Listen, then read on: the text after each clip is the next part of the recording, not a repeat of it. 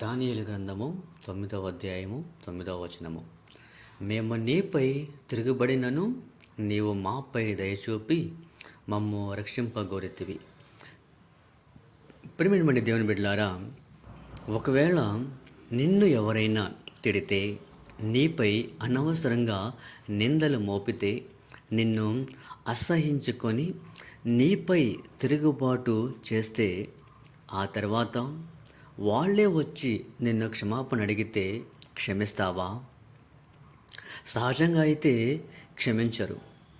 ఎందుకంటే వాళ్ళు నీపై తిరుగుబాటు చేశారు కనుక, నిన్ను అసహించుకొని నీపై లేనిపోని మాటలు చెప్పి ఉన్నారు కనుక. కానీ ప్రియమైన దేవుని బిడ్డలారా, దేవుడు మాత్రం అలా కాదు.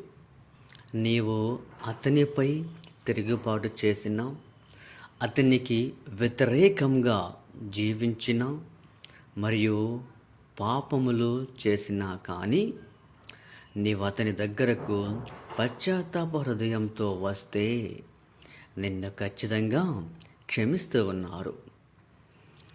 కనుక ప్రియమైనటువంటి దేవుని బిడ్డలారా, మనం ఆ గొప్ప దేవుణ్ణి అనుసరిస్తున్నాము కనుక, మనం అతని యొక్క శిష్యులం కనుక, మనం కూడా ఆ గొప్ప దేవుని వల్లే ఇతరులను క్షమిద్దాము.